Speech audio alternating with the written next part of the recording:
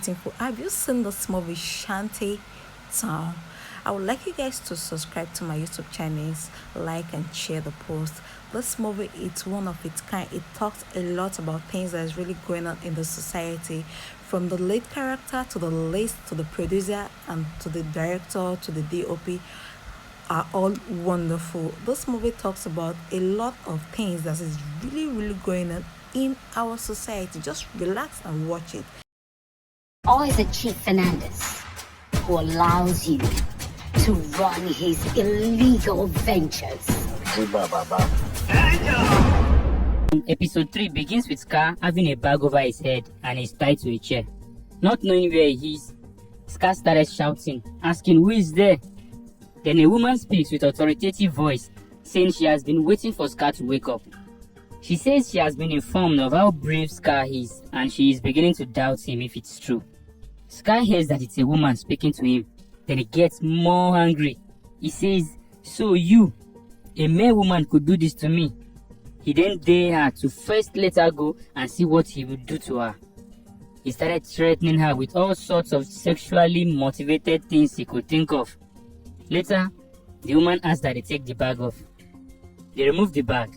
Upon seeing that who he has been threatening is actually the governor of Lagos State, he bows his head and apologized.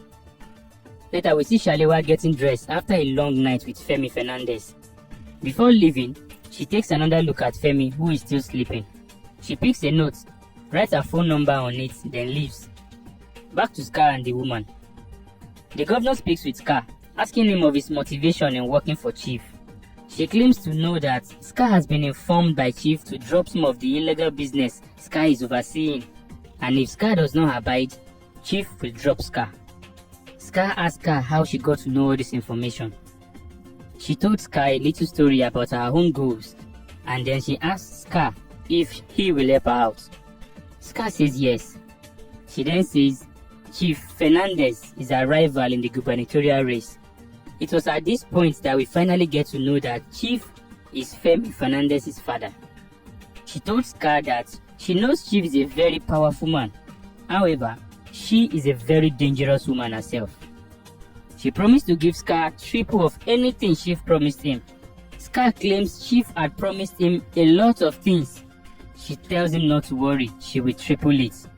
Back at Chief Fernandez's house, we see Shalewa tiptoeing out of the house. As she quietly walks out, she suddenly hears a voice. It was Chief, sitting down. She could not see the face, but Chief asked her to come closer so he could see her face clearly. Chief then makes a Yoruba proverb and asks Shalewa if she understands the meaning. Shalewa, already terrified, could not even speak. Chief Fernandez says he knows what will happen because he has also been there before.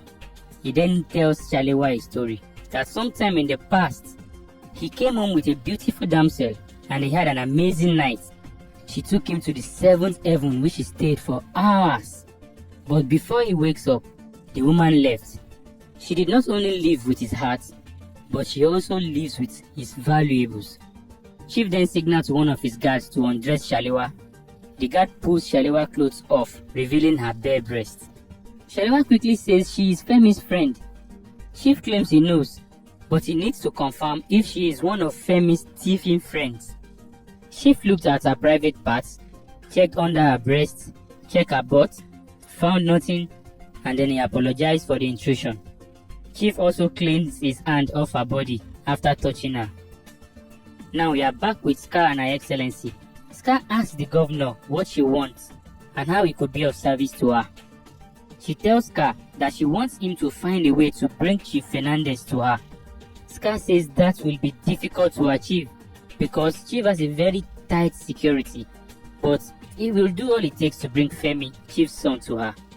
The governor claims she is not that weak and unable to kidnap Femi by herself if that is what she wants. She says Chief will give up his son at the slight sign of any danger to his political ambition. She even makes a statement claiming that Scar is Chief's biological son, a bastard son though, and if Chief could give him up to rot in Shanty Town with his mother just because he now has a legitimate son, Femi, that should motivate Scar to do what he needs him to do. That thought that him is a bastard son to Chief While Chief has another son, Femi, that he is taking care of, gets Scar angry. And as the governor begins to walk away, he asks if he should get Chief's ring instead. The governor smiles and asks Scar what he knows about the ring. Scar says the ring is one of a kind and is made of pure gold. He says the ring is washed annually with the blood of 7 virgins and 7 old women at Ijesha. Scar says there is a rumor that anyone that kisses that ring will have his soul sucked by Chief, and whenever Chief wears that ring, he becomes impenetrable to any bullets. The governor asks if all that is true. Scar says he might not be able to bring Chief, but he will bring the ring, and this ring will bring Chief. And without the ring's protection, Chief will be vulnerable when he arrives, and then they can kill him. That's simple. The governor accepts the deal. He then gives Scar the key to his handcuff and also give him a brand new car, a way of saying sorry for trashing his car and killing his men. She asks Scar not to let her down. Then we are taken to Mama T, the woman that gives spiritual protection to Scar and his goons and other girls. Mama T is going through her photo album, going down memory lane when she gets emotional and begins to cough. She takes a container and swallows some pills. Then she hears a knock on the door, wondering who it may be. She opens the door to find Inem. She told her that the information she got from Scar was that she is dead. Inem disclaimed the reports. Mama T then explained to Inem how difficult life has been to live in Zanga without Inem. She says if not for the charm called Egbe given to her by her late mother, she does not know where she would have been. She says she had listened to Inem's advice to stop performing the covenant for the girls that Scar brings to her. Scar does not know about it though. But what surprises her is that even after not putting those girls into any covenant with Scar, they still find it difficult to run away. Inem and Mama T hug each other emotionally and Mama T cries. Inem consoles her, promising to never leave her again. Inem goes into Scar's office, looking around. Then Scar walks in. Scar begins to praise her, saying he never believed he could set his eyes on her again. Inem hits his hand off of her and asks why he did not come to check up on her for 3 years while she rots in prison. Scar says it's impossible for him to just stroll to prison to come visit her. Inem really expresses her disappointment with Scar. Scar calms her down and tells her how much he misses her. They both kissed passionately. Then Scar promised to introduce her to the big boys in the island, mentioning billionaires' names like Kobi Kubana, Otedola, Imoni and all. He says he will no longer take 60% from Inem's earnings. He will take just 25% henceforth. Inem tells him she's not a fool and cannot be deceived by such vain promises. Scar admits that although true, why did Inem return? That means Inem loves the life they live in the street, and that is why she keeps coming back to him. He says Inem belongs to the streets. He implores Inem to think about the offer of the island big boys and get back to him. Scar then leaves the room. Inem brings out her phone, dial a number, then says the word, "I'm in." We then see Scar praising and encouraging himself to be brave for the task ahead. Suddenly, Ene walks in. Scar quickly pointed a gun at her, not knowing that it is Ene. Scar asks her what is wrong. Ene tells him that they have a problem with Inem that just arrived, and now is the time for Scar to finish the unfinished business with her. At this point, we suspect that Ene was behind Inem's arrest and incarceration. Scar then wants Ene not to tell him how to run his business. Ene reminds him Inem is going to work her way to the top and overthrow Scar. Scar tells Ene that killing Inem may take a while because of the history they share. Ene asks again when Scar plans to finish her. Scar tells her all is set. Ene should just make sure that Inem goes with the girls to the island business that night. Ene walks out of the room. Then episode 3 ends.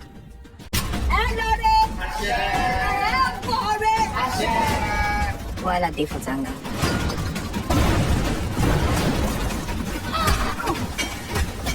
If you have not watched the previous episode of Shanty Town, see the link at the description below. This opens in the restroom with Inem and Shalewa. Amanda tells Shalewa to pull herself together and go out to her clients and pretend like nothing happened. Shalewa leaves and Amanda also panicked a while. Shalewa gets out of the toilet. After getting to the bar, she could not find Femi. She only saw a packet of cigarettes on the table. She decided to sit down and wait for Femi. Now we see Amanda already back at Shanty Town. A guy brings Ene in, saying Inem wants to see her.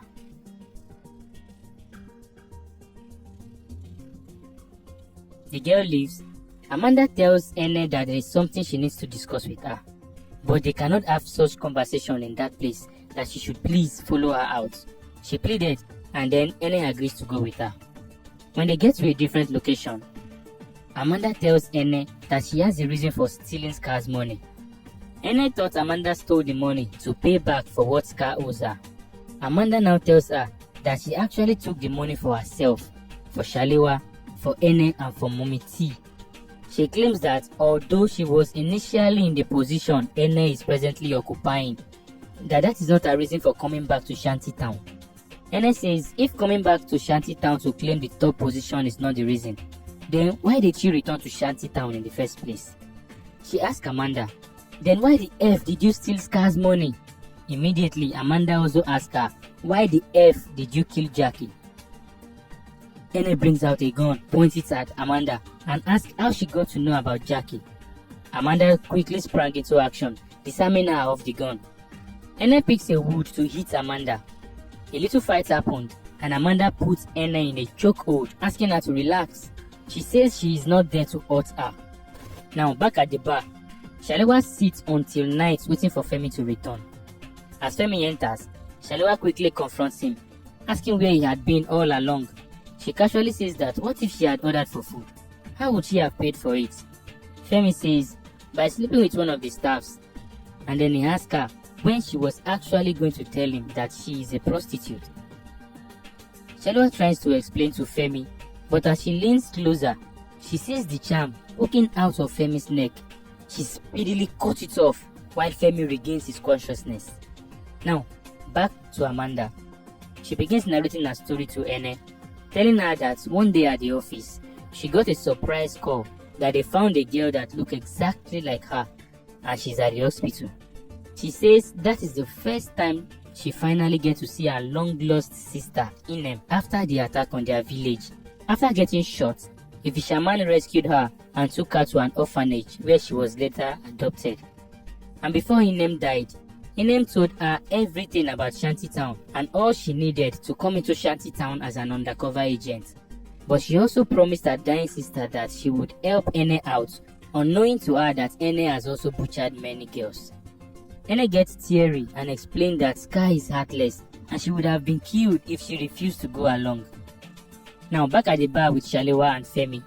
Suddenly, Colorado and some guys walking with guns shooting along with Scar.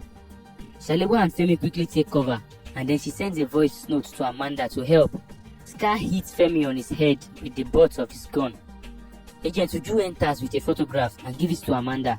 She asks if Amanda knows the person in the picture. She said yes, he looks familiar.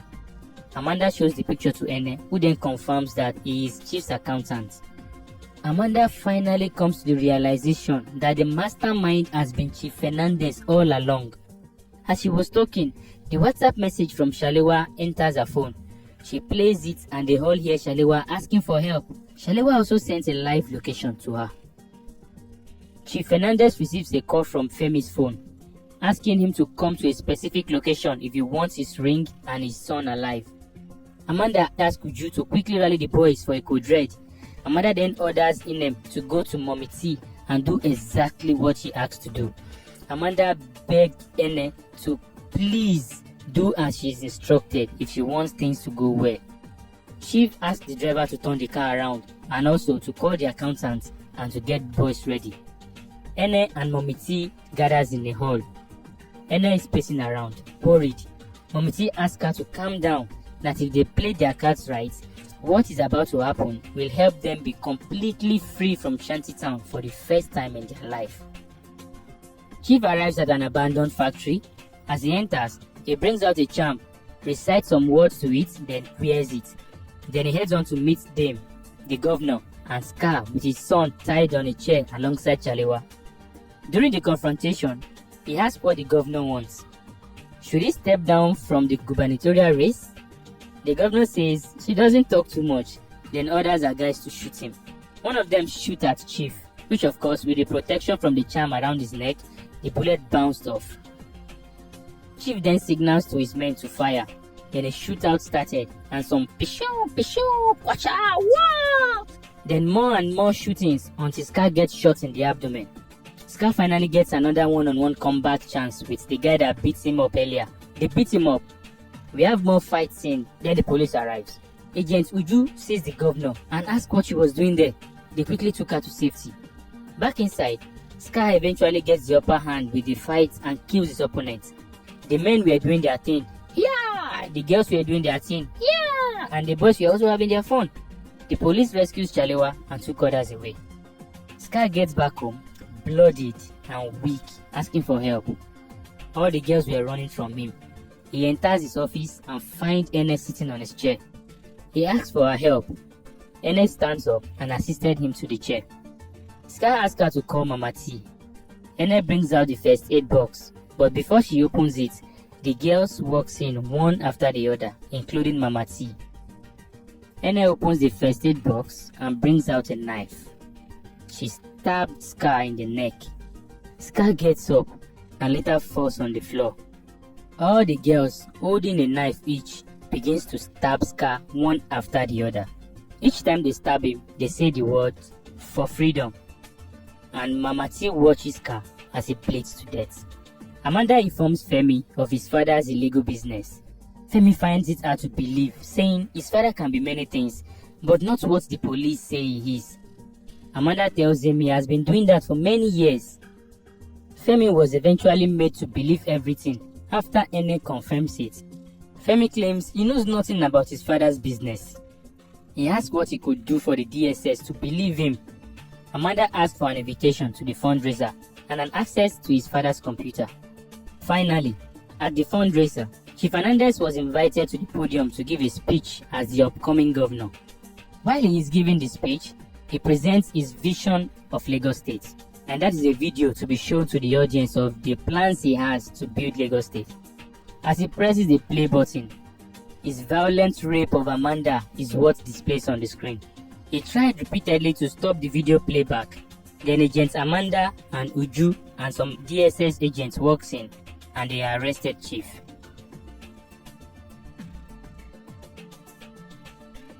Now season 1 ends with the words, "Despite her involvement in the alleged kidnapping of Femi Fernandez, without concrete proof, Dame Dabota was never tried and remains the governor of Lagos State, for now."